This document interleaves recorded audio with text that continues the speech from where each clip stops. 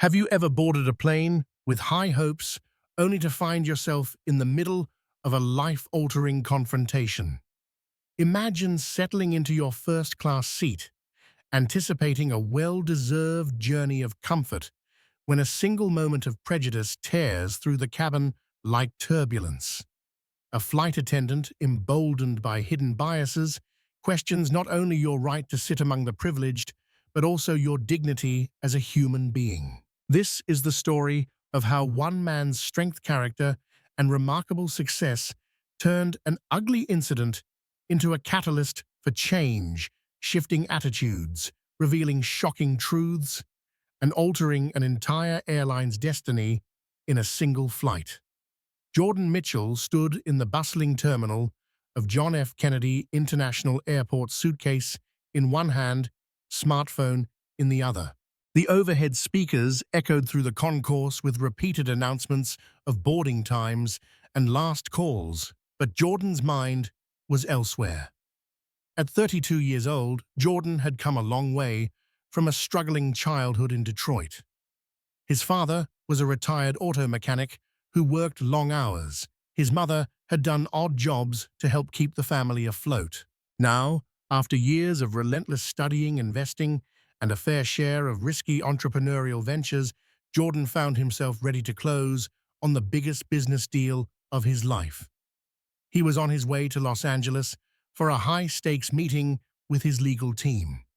For years, Jordan had been involved in several technology startups. One startup in particular, a groundbreaking fintech platform, had grown more than he ever envisioned. While many people in his social circle remained unaware, Jordan was teetering on a life-changing acquisition. He was about to finalize the purchase of a controlling interest in a well-known airline. And not just any airline, he was set to acquire a significant stake in Delta Airlines.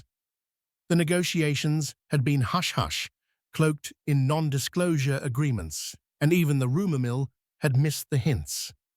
But Jordan's presence in first class today was no simple flight upgrade. It was a statement, a message that he was ready to take his rightful place in a business world that had for far too long ignored men like him. Standing at the gate, he reviewed emails on his phone. His attorney had written a note: "We need your final signature as soon as you land. The shareholders are anxious, and the board is eagerly awaiting your confirmation." He exhaled sharply.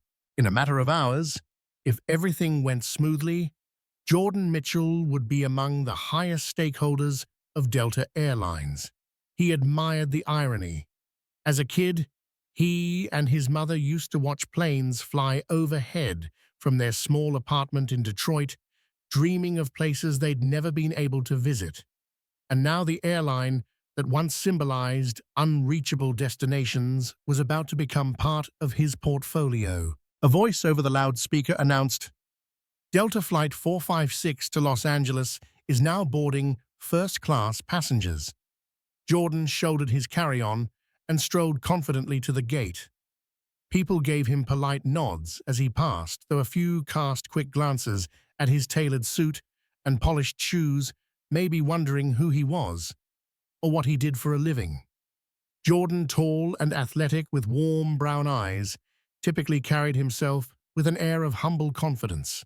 But these silent assumptions were something he had grown used to, some friendly, some skeptical. There was always that question in the eyes of strangers: does he really belong here? Inside the jet bridge, the usual chaos of loading overhead compartments and stowing away personal items was in full swing. Jordan scanned the first-class cabin, located in the front of the Boeing 767. The overhead bins gleamed with brand-new roller suitcases, high-end handbags, and the occasional garment bag. This was where comfort often met pretension. Yet Jordan had paid for his seat. He had worked for it. He found his seat 2A, a window seat, close to the galley area, and quickly put away his carry-on. No sooner had he settled down than a flight attendant approached. Her name tag read Susan Keating. She was in her mid-40s, hair pulled back into a neat chignon red lipstick impeccably applied. Her uniform, pressed to perfection, bore the delta wings pinned near her collar. At first glance, she embodied professionalism and grace, exactly the person you'd expect to see greeting first-class passengers. But there was a flicker in her eyes as she looked down at Jordan's face, scanning the seat, then glancing at his suit. She offered a tight smile. "Sir, good morning. May I see your boarding pass?" she asked. Although an attendant requesting a first-class passenger's boarding pass wasn't entirely unheard of, her tone was anything but welcoming. Jordan couldn't help but notice the slight hesitation behind her words. She had not asked this of the man in seat 1C, nor the woman in 2C, who had boarded just before him. He handed her his pass without a word, a subtle tension beginning to coil in his chest. Susan examined the pass. Her eyes flickered again. "Ah, Mr. Mitchell," she said. "It appears you're in first class." The way she emphasized those last two words made his skin prickle.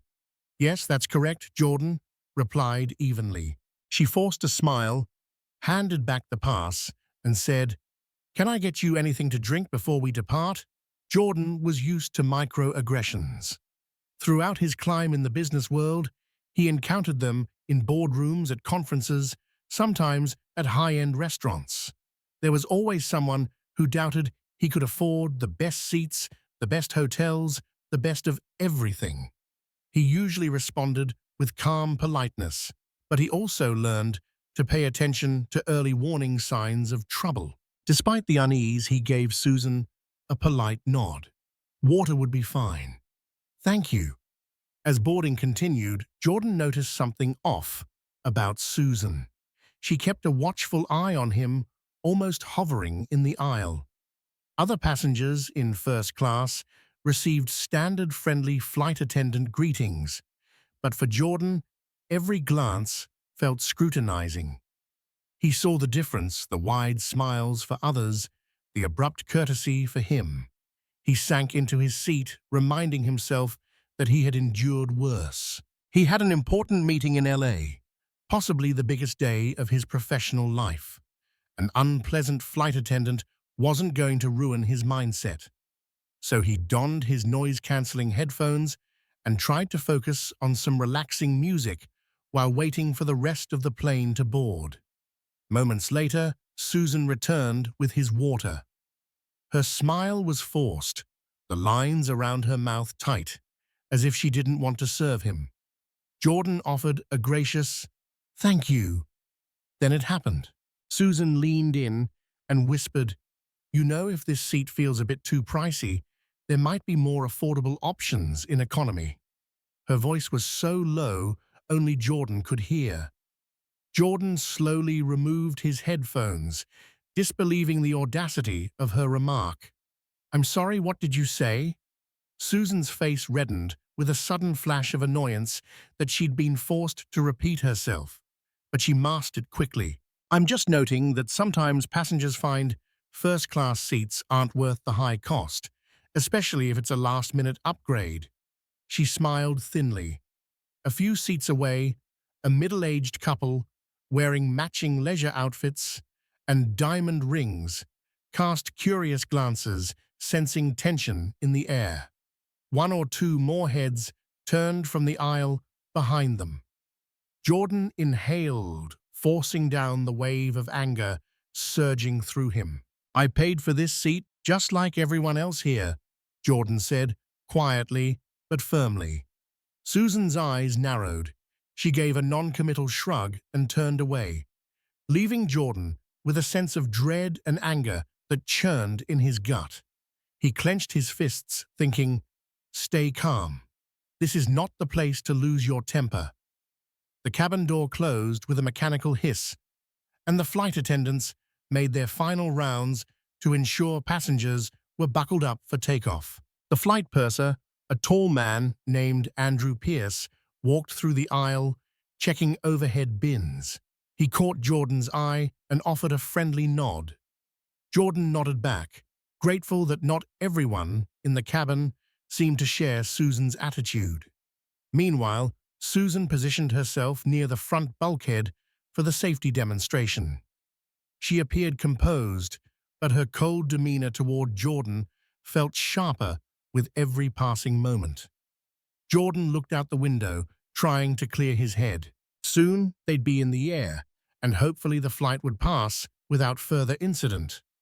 However, a sense of foreboding lingered. He wondered what Susan's problem was. Was it purely racial bias? Did she think he was an imposter in first class? Or was there something else fueling her hostility? Jordan shook his head. He had encountered prejudice in many forms, but rarely had it come so blatantly on a flight, especially from a crew member whose job was to ensure comfort for everyone. The engines roared as the plane taxied onto the runway. Jordan tried to focus on the next day's meeting.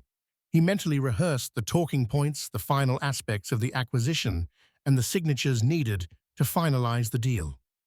If all went well within 24 hours, he would legally own a significant stake in Delta Airlines. Once the seatbelt sign was off and the Boeing 767 leveled out at cruising altitude, the flight attendants began their service. Andrew moved graciously through the cabin, offering drinks and peanuts to passengers. When he reached Jordan, he offered a warm smile. "Anything to drink for you, sir? A cocktail? A glass of wine? Or a soft drink? We have a nice selection of California Reds on board." Jordan appreciated Andrew's cordial demeanor. "I'll try the red, thanks," he said, relieved that at least one member of the crew was treating him with respect. Just as Andrew handed Jordan his drink, Susan rushed over from the galley, her expression tight. "I'll take over," she told Andrew sharply, sliding between him and Jordan, nearly knocking the wine glass from Andrew's hand. Andrew pulled back, startled, as if confused by Susan's territorial approach. "I assure," Andrew stammered, stepping back. Susan snatched the wine bottle from Andrew and poured the wine for Jordan. She offered a terse, "Here you go," then pivoted to the next seat. Andrew lingered a moment, meeting Jordan's eyes with a look that silently apologized. Something in Susan's stance suggested she was looking for any small misstep from Jordan, like a hawk circling overhead. It wasn't long before the tension escalated. A short while later, Jordan reached for his laptop, planning to catch up on some urgent emails while sipping his wine. He adjusted the tray table, balancing his computer and the glass carefully. Across the aisle, a businessman was finishing up a phone call on the in-flight Wi-Fi, while another passenger scrolled through her tablet. Everyone else seemed comfortable, but Jordan noticed Susan glaring at him from the galley. Finally, she marched toward him. "Excuse me, sir," she said, in a clipped tone. "You need to stow that laptop right now. We may experience turbulence soon, and it must be secured." Jordan raised an eyebrow. He had flown countless times in his life, and he knew the standard protocols. The seatbelt sign was not illuminated, and the pilot had not announced turbulence. "I can certainly put it away if there's turbulence," he said calmly, "but the seatbelt sign is still off." Susan bristled. "It's the policy. You should know better if you're going to sit up here."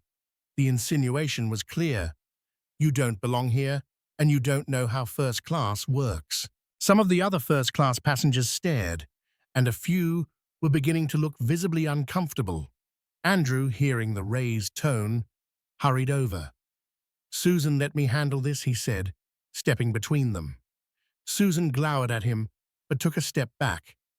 Andrew turned to Jordan with an apologetic smile.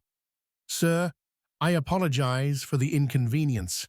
Right now, it's safe to use your laptop as the pilot hasn't indicated any turbulence. If we get a notification, we'll let you know. Please continue to enjoy your flight." Jordan nodded appreciatively. "Thank you, Andrew." The moment Andrew turned away, Susan shot Jordan a hostile look, then stomped back to the galley. it was clear that her animosity was far from over. The flight continued, and for a while, things calmed down.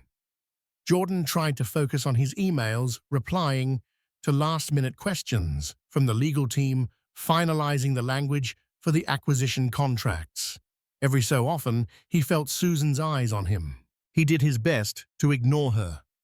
Half an hour into the flight, the pilot announced a weather system building over the Rockies. There might be some turbulence ahead, and the cabin crew would temporarily suspend beverage service if it got too rough. For now, it was just a forecast. Jordan's mind wandered as he tried to recall every step that had brought him to this point. He thought of his mother, who had always believed in him even when times were tough. He thought of the late-night brainstorming sessions and the nerve-wracking pitch meetings for his fintech startup. All of it led here to a seat in first class, to an imminent acquisition that would rocket him into a level of success he'd only dreamed about. Just then, Susan returned collecting tray tables. "Still working on that laptop, sir?" she asked Jordan, her tone biting. There was a hush among the nearby passengers. Jordan decided to be polite but firm. "Yes," he said. "I'm finishing an important document for work." Her eyebrow arched. "And what kind of work might that be?" Jordan closed his laptop just for a moment. He wasn't about to reveal every detail of his business to an antagonistic stranger. Instead, he replied simply, "I'm in tech and finance." She snorted softly. "Finance," she repeated, as though mocking him. "How nice." Her eyes flickered over his tailored suit. "Well, do try to be careful. This is expensive equipment, I'm sure." A flicker of anger pricked Jordan's composure. He understood. She was implying that he might not be able to afford the suit or the laptop, but he let it go for now. He returned to his work while Susan moved on to the next passenger. The man in seat 2B, an older gentleman wearing a crisp white shirt, caught Jordan's eye and shook his head in disbelief. He whispered, "I'm sorry, man. Some people—" Jordan gave a tight smile. That small moment of solidarity reminded him that not everyone turned a blind eye to discrimination. An hour into the flight, the predicted turbulence hit them hard. The plane jolted, and overhead bins rattled. Andrew and the other flight attendants hurried to strap themselves in their jump seats, while Susan took the seat near the cockpit door. The cabin lights flickered momentarily, and a few passengers gasped. Jordan gripped his armrest. He was a seasoned flyer, but severe turbulence was never pleasant. After 10 minutes of rocking and shaking, the pilot's voice crackled overhead. "Ladies and gentlemen, we apologize for the rough ride. Please remain seated with your seatbelts fastened. We anticipate smoother skies in about 20 minutes as we navigate around this storm system." Slowly, the turbulence abated, and the seatbelt signs switched off. Andrew and a colleague resumed service, checking on passengers who looked frazzled or motion-sick. Jordan opened his laptop to confirm that his email drafts were saved. The plane gave one last lurch, making him hold the laptop tight against his chest. From across the aisle, the man in seat 2B said, "They weren't kidding about this storm. It felt like we drove over a cliff back there." Jordan exhaled a chuckle, hoping that the worst was behind them. But as soon as the flight attendants began moving around again, Susan was out of her seat, eyes locking on Jordan. She appeared almost triumphant as she marched up to him. "You see what happens when you don't secure your belongings? You nearly dropped that computer," she scolded. Her voice was loud enough for the rest of the cabin to hear. Jordan flushed. He had done everything by the book. If he had stowed his laptop earlier, he wouldn't have been working. But it was normal to have it out during smooth flight. He tried to keep his voice level. "I held it. I'm fine. Thanks for your concern." Susan opened her mouth to reply, but was cut off by Andrew, who had arrived just in time. He positioned himself between them like a shield. "Susan, we need you in the galley for a moment, please." His tone was firm. Her cheeks reddened with frustration, but she turned on her heel and stomped away. Andrew lingered by Jordan's seat, lowering his voice. "I'm sorry about this," he said, concern etched in his eyes. "If there's anything you need, please let me know. I'll do my best to accommodate." Jordan nodded gratefully. "Thank you, Andrew. I appreciate it." As the flight progressed, word spread among the first-class cabin that there was tension between Jordan and Susan. Passengers whispered among themselves, curious about the hostility. Some offered sympathetic looks to Jordan. Others simply stared, awaiting the next confrontation. A middle-aged woman in seat 3C, who was wearing a stylish blazer, leaned over the aisle and spoke quietly to Jordan. "I'm sorry if I'm intruding, but I've flown Delta for years. This is the first time I've seen a flight attendant act so unprofessionally." "Is everything okay?" Jordan appreciated her concern. "I'm all right," he said. "Thank you for asking. I'm just trying to mind my business, but she seems fixated on me." The woman sighed. "It's shameful. If this continues, I'll say something to the purser."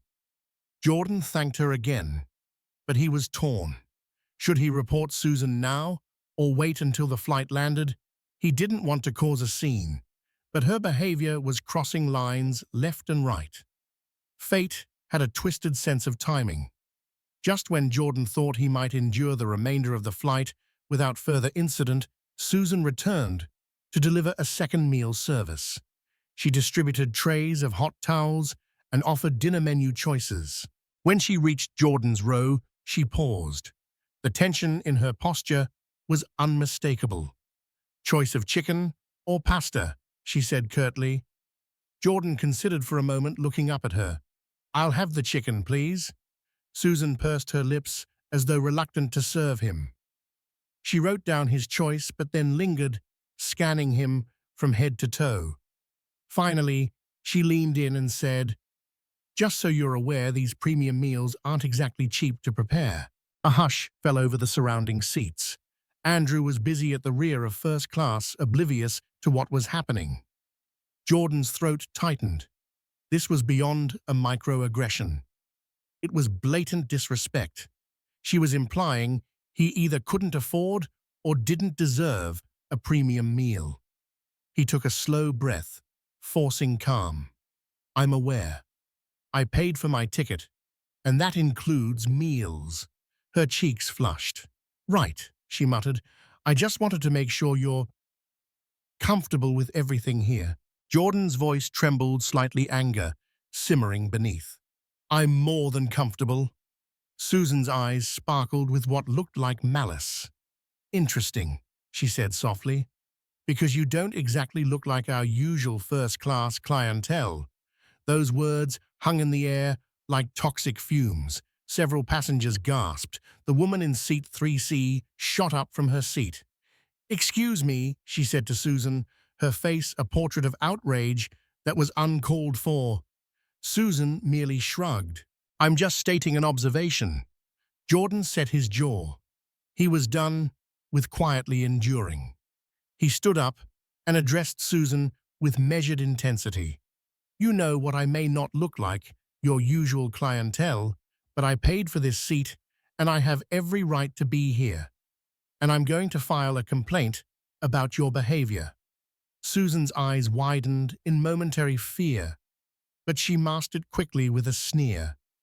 "Go ahead," she said. "It's not like they'll do anything about it. You people always think you can." The entire cabin seemed to freeze. A hush so profound you could hear the airplane's ventilation system was all that remained. Susan caught herself mid-sentence, realizing she'd gone too far. Andrew appeared from behind, her face pale as a sheet. "What's going on here?" he demanded. Jordan pointed at Susan, voice shaking but resolute. "She just made a racist remark." Andrew's eyes shifted from Susan to Jordan, horror dawning on his features. "Susan, is this true?" Susan clutched her serving tray like a lifeline, stammering. No, I was just clarifying that sometimes passengers... Andrew cut her off. Enough. I heard the last part. Chaos broke out in the first-class cabin. People began talking, some yelling, some trying to defend Jordan, others just gawking at the confrontation. Jordan's heart pounded. He felt violated, hurt, and enraged, but also oddly relieved that her true colors were finally exposed. Andrew took charge. Susan, I need you to step into the galley right now. He turned to Jordan and placed a gentle hand on his shoulder. Mr. Mitchell, please have a seat. I apologize profusely. I'll handle this immediately. Jordan sank back into his seat, adrenaline coursing through his veins. A few other passengers, including the couple in row 1, voiced their outrage, calling Susan's behavior unacceptable. Andrew ushered her away from the cabin, presumably to calm her down and decide the next steps. Meanwhile, the older gentleman in seat 2B patted Jordan on the arm. I'm so sorry you're going through this. You don't deserve it. Jordan gave a nod of appreciation. He felt emotionally drained. The flight that was supposed to be a routine journey to finalize his greatest professional achievement had become a hostile battleground. A few minutes later, Andrew returned with the flight's captain, a tall woman with an authoritative presence named Captain Elena Russo. Her pilot's uniform was immaculate, and her calm eyes belied a stern sense of justice. She crouched beside Jordan's seat so that she was at eye level with him. Mr. Mitchell, I'm Captain Russo. I'm aware of what happened, and I'd like to offer my deepest apologies for Susan's behavior. That's not who we are as a company. Her voice was firm, yet empathetic. Jordan swallowed the lump in his throat. Thank you, Captain. I appreciate you taking this seriously. Captain Russo